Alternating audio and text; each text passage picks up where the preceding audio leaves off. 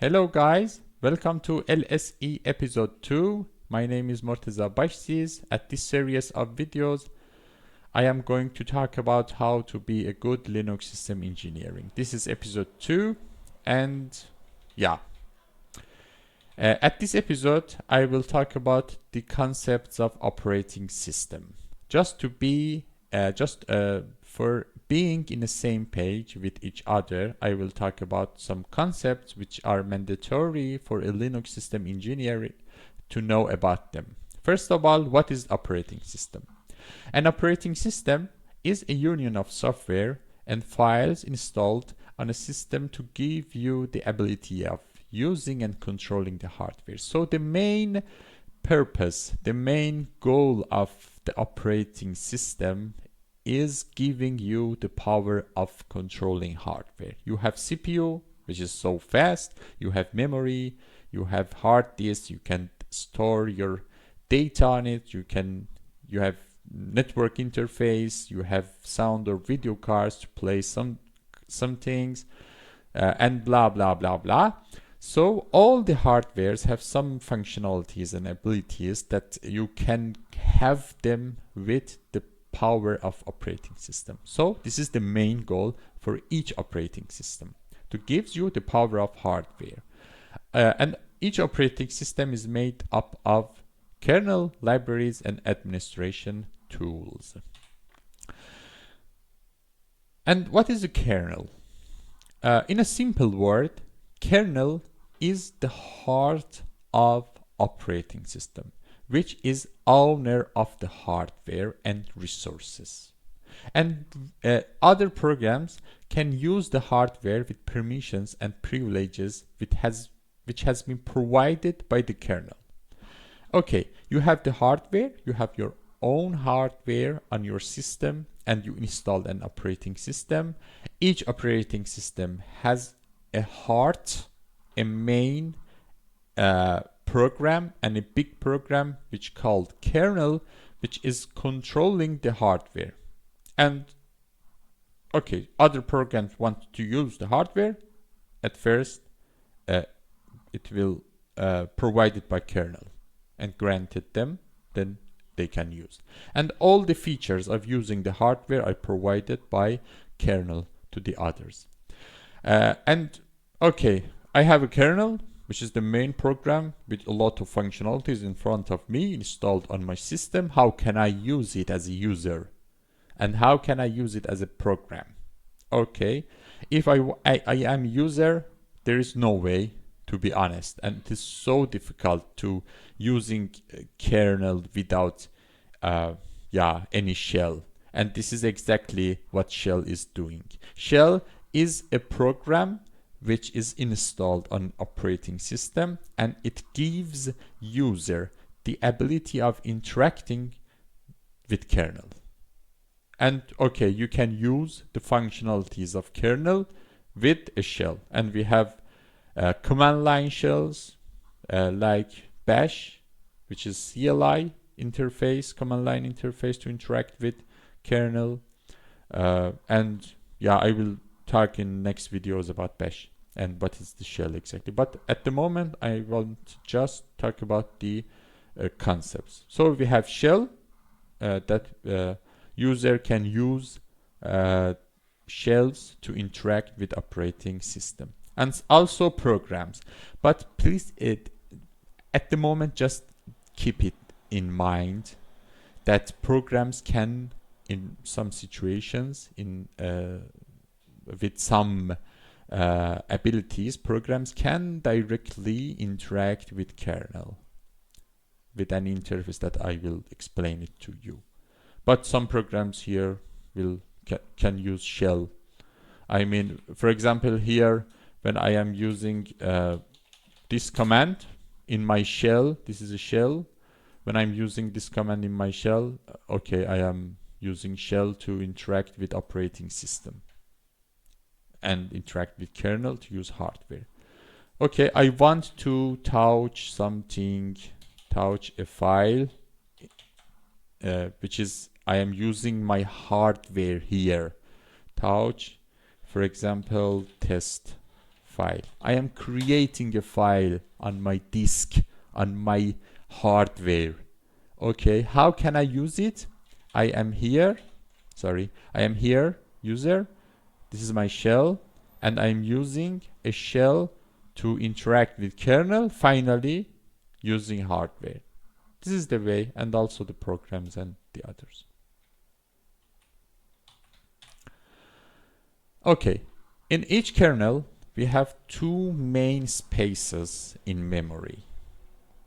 Usually, the kernel uses its own specific spaces in memory called kernel space. So we have kernel space and user space.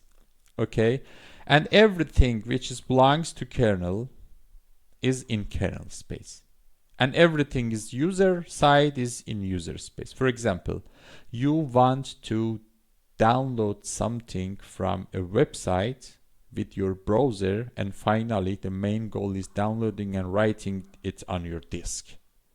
What happens here? You in user space go and execute some programs like your browser.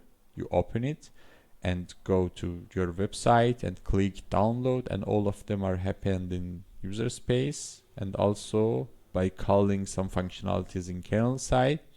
And when you want to download and save the file on your disk, some of them are happening in user space and some of them are happening in kernel space. Okay, so we have two main spaces which are separated and restricted also. Users, nothing from user space cannot reach something from kernel space so easy. It must granted by kernel to if you want to access to something in kernel space. And we have some metrics here to definition of these spaces in main memory. One is security, and the most important one is security. So the main reason for having separate spaces in main memory, kernel space from user space, is security. Okay, so you have secure your data in your main memory which belongs to kernel, because they are usually important critical data. And okay, with separating them in different spaces, you are more secure side. Okay, the other side is performance. When you are working in kernel side and you have a lot of things around you, you have everything that you need near near you in same kernel, in same memory space, and of course this is the performance side of separating things. I will explain them in next slide. Complexity, modularity, and stability. We have three different type of kernels, but here is two. Here are twos. But I will at the moment I want just to compare two of them: monolithic kernel and microkernels. Okay. In monolithic kernels, we have many things inside kernel. I mean, like drivers, syscall, VFS. No worries about what are these. I will talk about them later. I want just to put something to show that what is the monolithic kernel and microkernels. Okay, monolithic kernels, we have many things inside the kernel space of memory. Okay. And in microkernel, we have less things. For example, drivers, processes, file systems, and everything is in user space when you are using microkernel. But something like driver, but they are in kernel space when you are using monolithic kernels. Okay.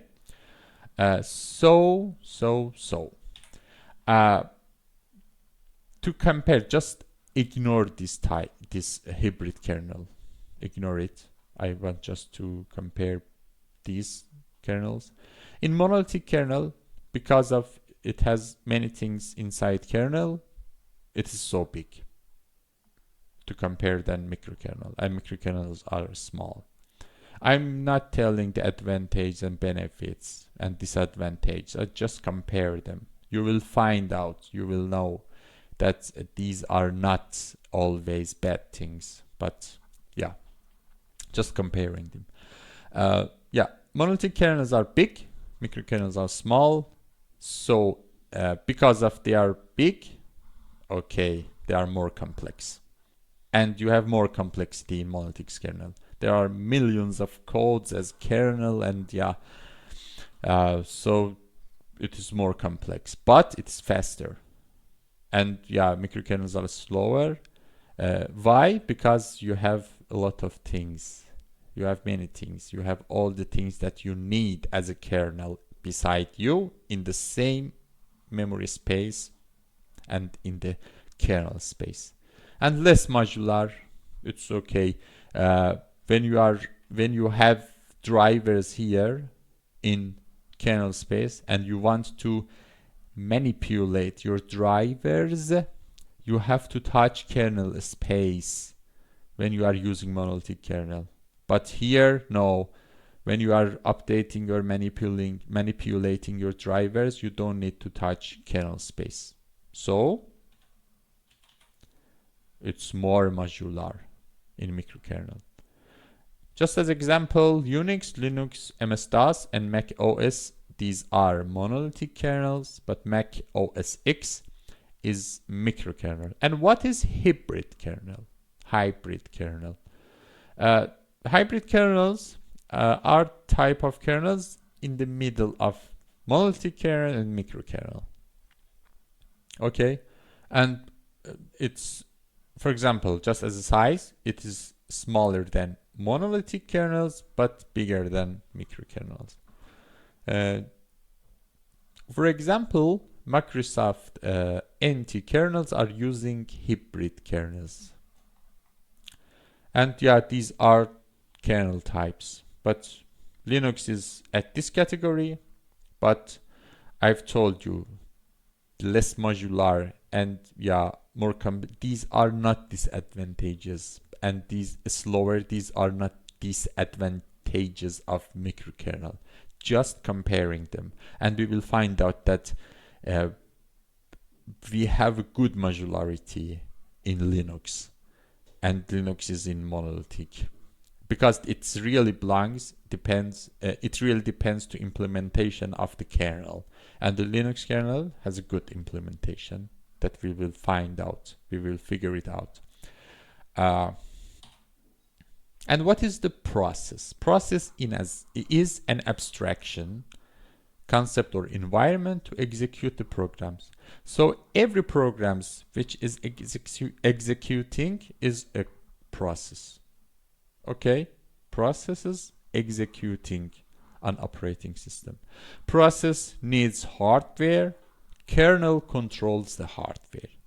And also, if process needs to use the hardware, kernel grants process to access the hardware. So it is the kernel that controls everything, even the processes. Okay? And also there is a lot of unique identifiers specific for processes in operating system, and also there is a table of process in kernel that we will talk about it later. Just at this episode, just concepts. And yeah, what is thread?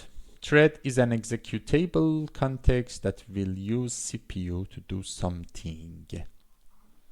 A process contains at least one thread. So yeah, for each process we have at least one thread, and we have multi-thread processes in operating system, and CPU belongs to one thread at the moment. And how CPU shares between threads? By time sharing, because this is the nature of CPU for sharing.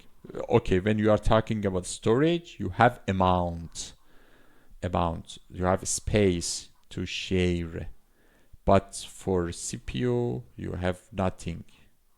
All this CPU belongs to single thread at the moment. And if you want to share CPU between threads, there is time sharing. So imagine we have a process with 2 threads, and this is a time direction. Okay, at the first, the CPU belongs to thread 1.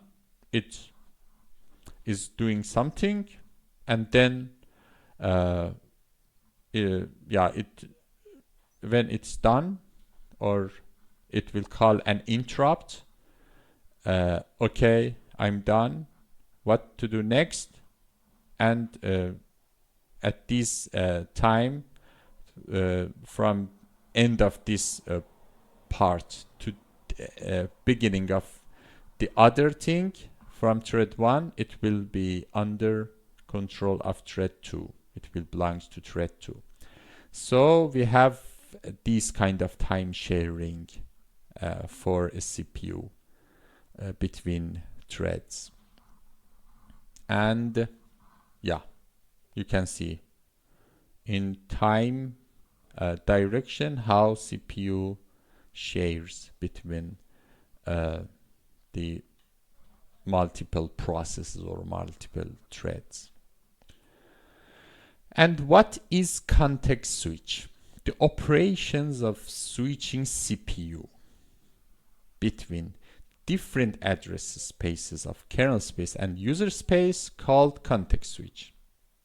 Okay, we have CPU, different spaces in the main memory. CPU switches between the different spaces, and this is context switch.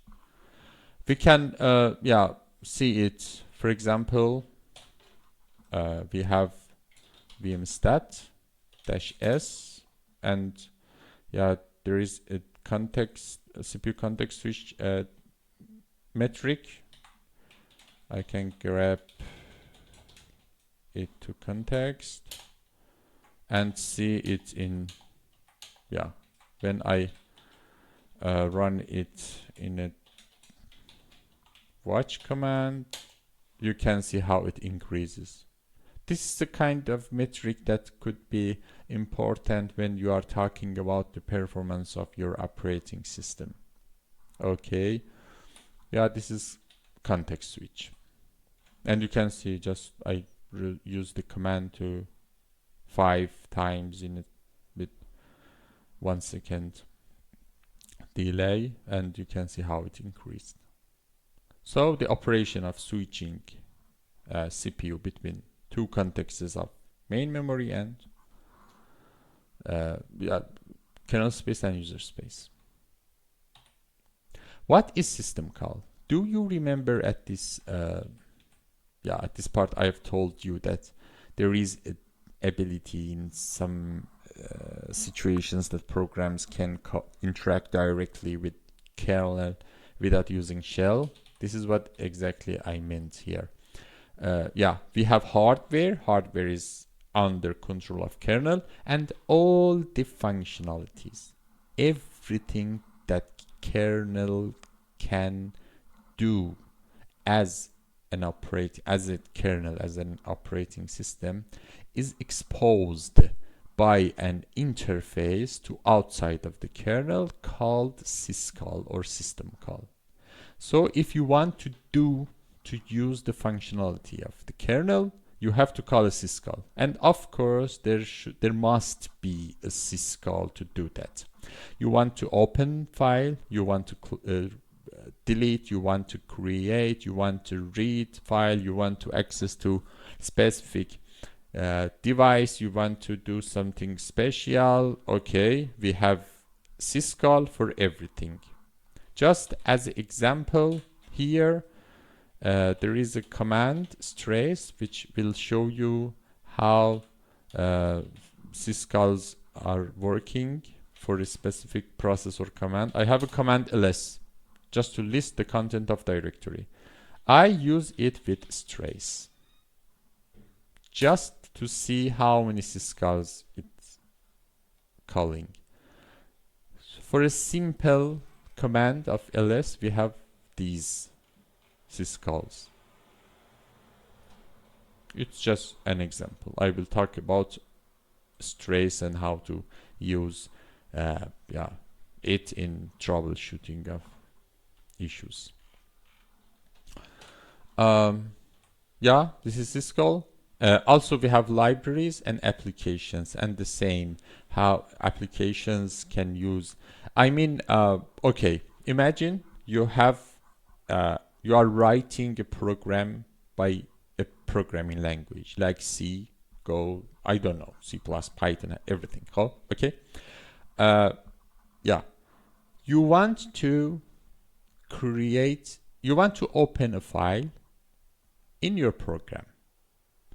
When you are, for example, writing in C, just as an example, you have to include a library to your program. But you can do it in your way. It is here. If you include the ready and implemented and prepared tested libraries in your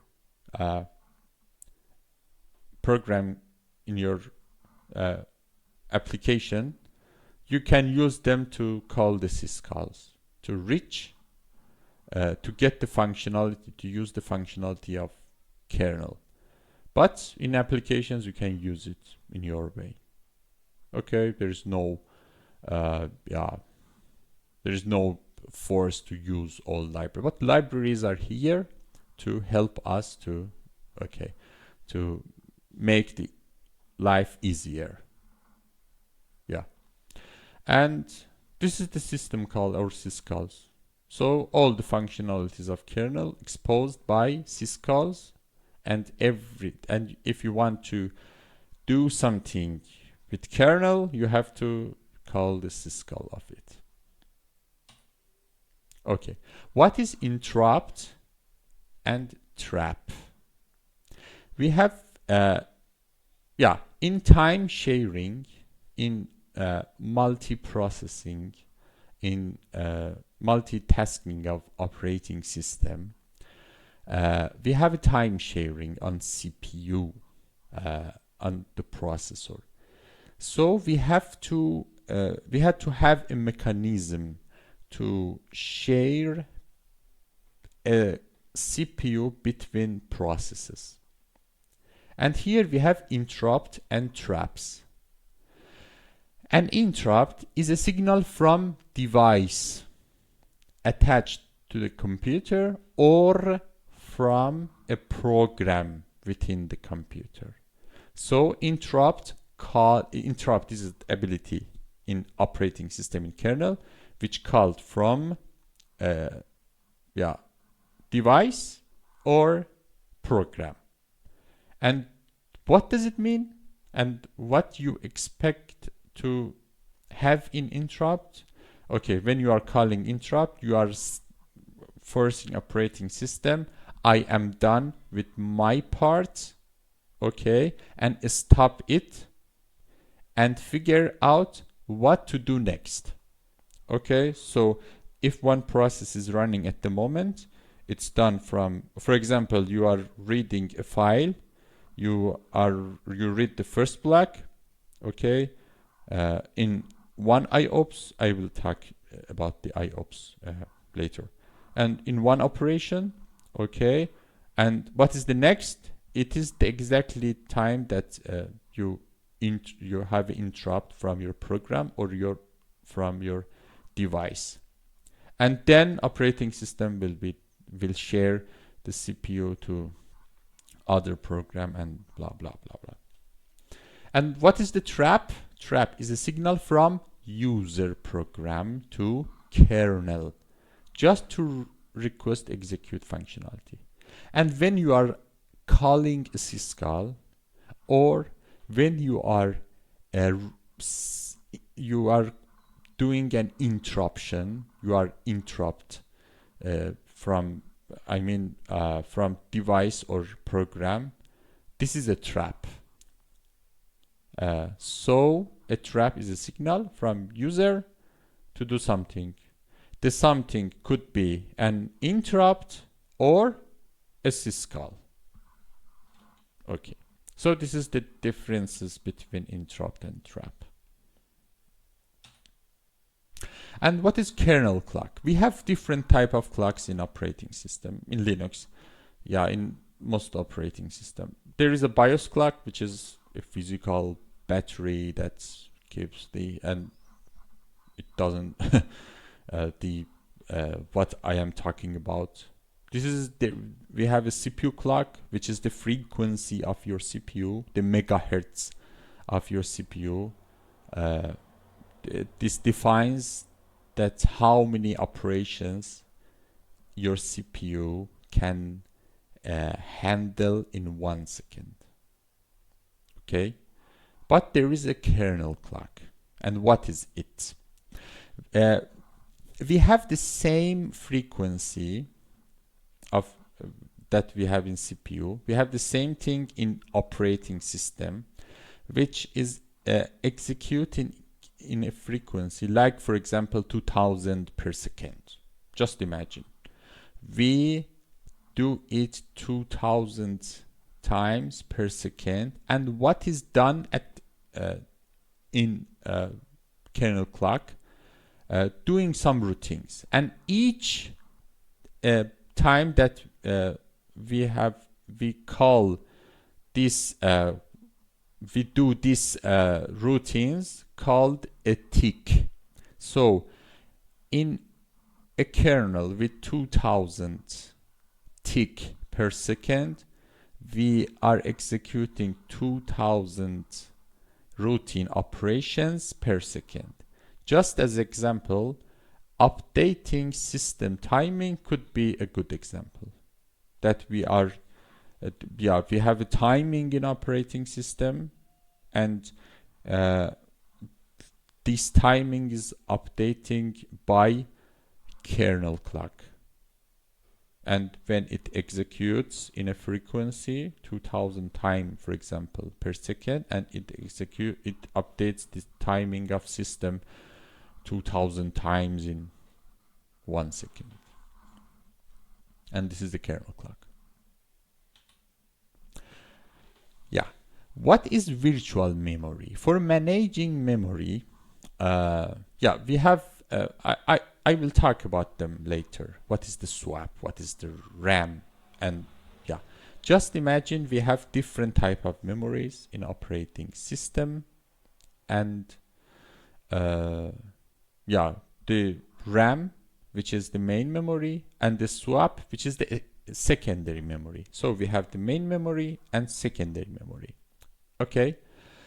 Virtual memory is an abstraction layer over the system's physical memory, the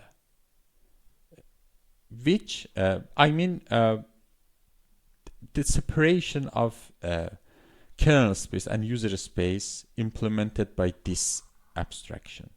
So users and programs has no sense that which memory they are using. Okay, we have the abstraction layer of virtual memory here, and programs are using, and this is the operating system that handles the data. Should be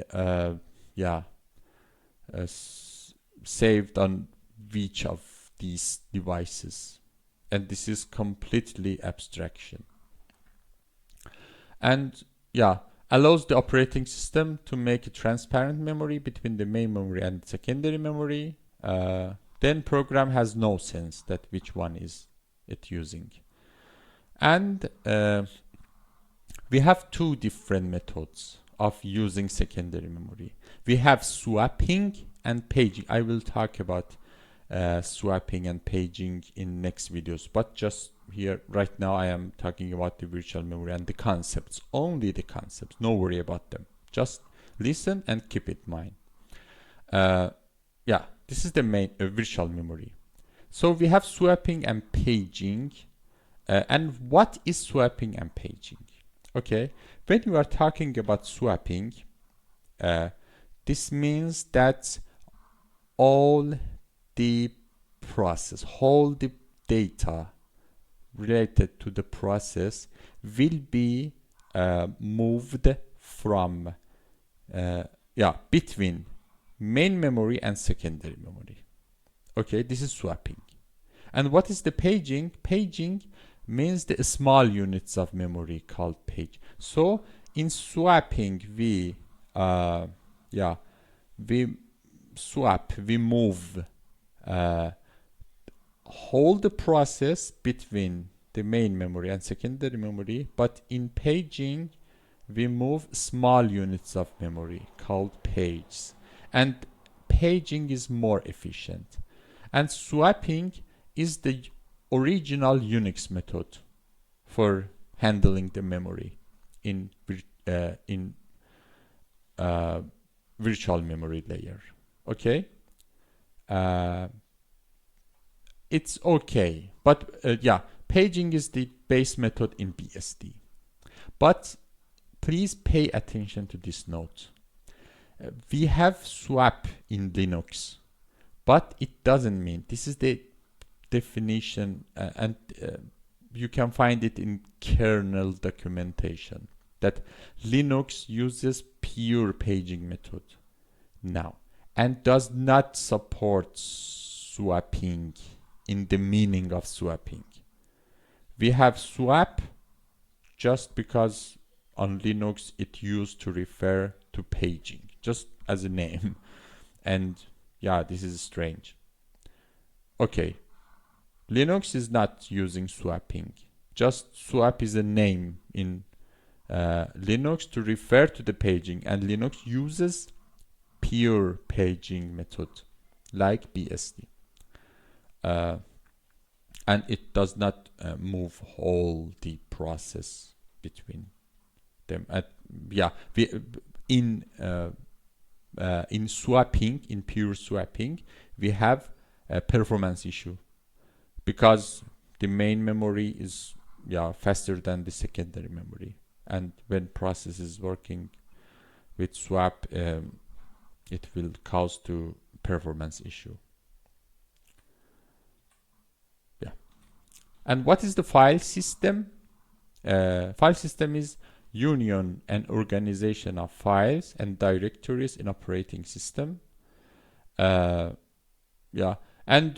you can see it in most operating systems, and the most common and popular standard is POSIX standard, which has a drop-down tree structure starting with root. You can see it in Linux when you are going to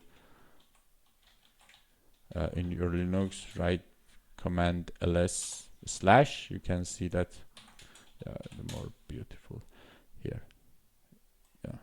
You can see that you have a slash and subdirectories and also files, and under the directories, for example, you can have a lot of directories, and this is a drop down tree, start with /. This is the POSIX standard.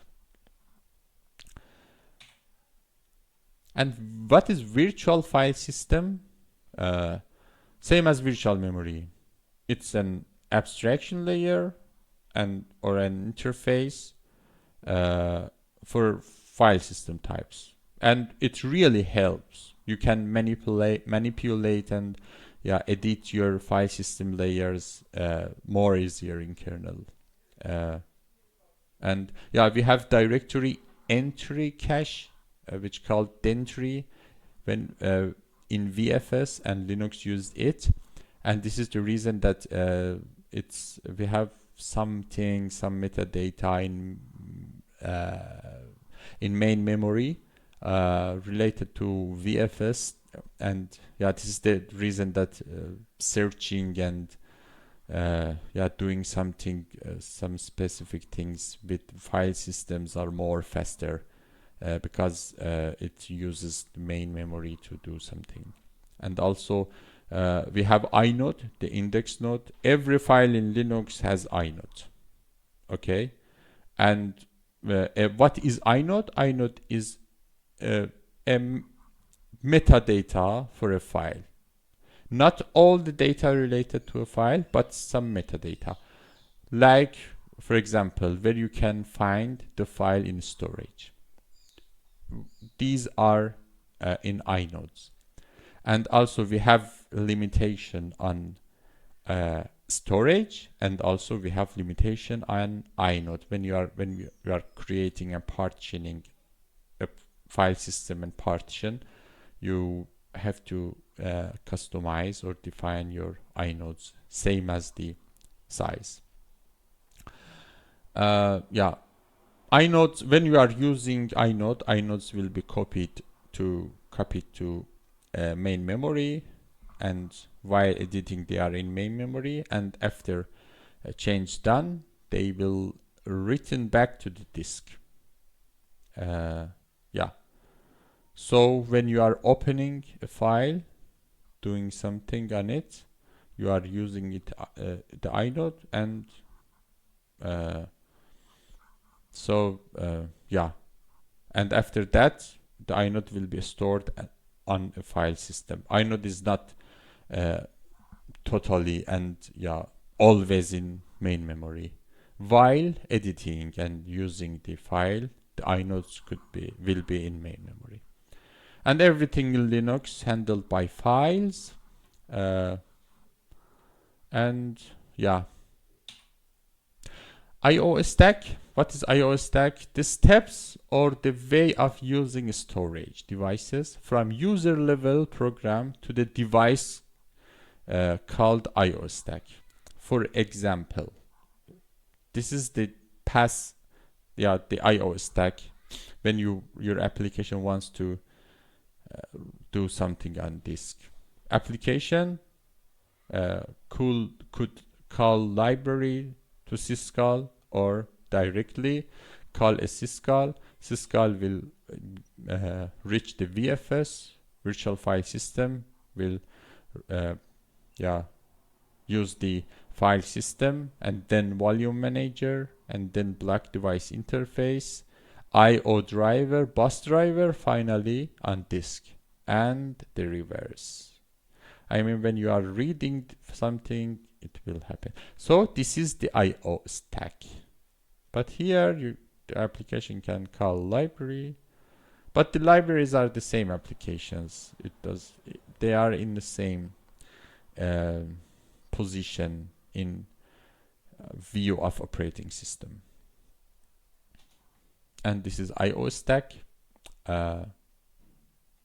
This pass happens when you want to have some I/O input output. And what is device driver? Okay, each device that are connected to your system should have a software to management of I/O. In a simple way, in an easy description, device driver is a kernel level software for device management and I/O. When you have a sound card, when you have a network interface, when you have a disk, when you have everything, doesn't matter, when you have display port, and graphic card and everything, okay, there should be a software that kernel will use it to management that device and getting the I/O from that device. And the device drivers usually developed by the vendors. It is really common. Who made the device will gives the driver in different operating systems. It is completely pluggable in kernel. You can live plug and unplug your device drivers.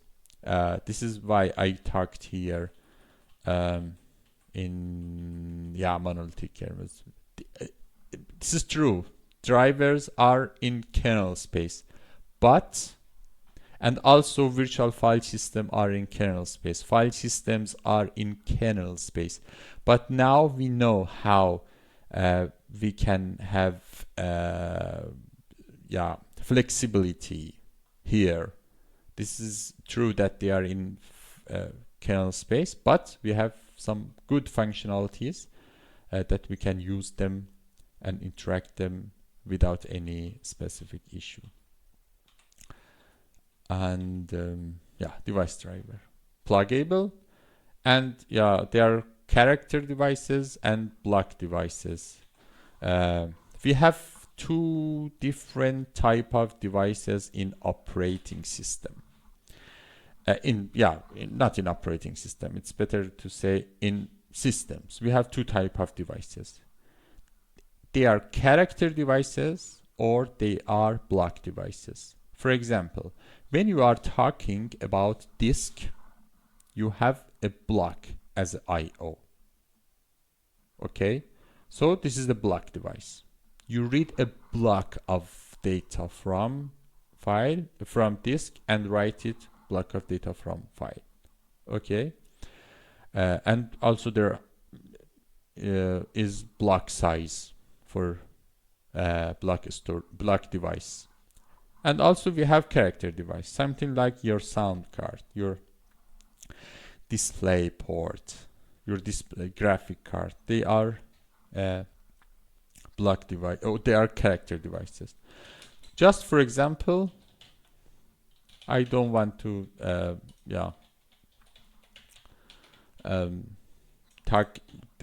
describe the command, just to see as an example. Okay, this is disk.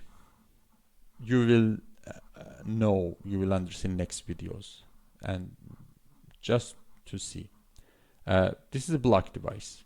And when you are, for example, talking about for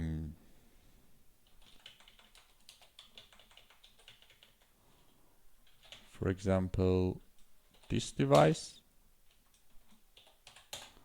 you can see this is character device.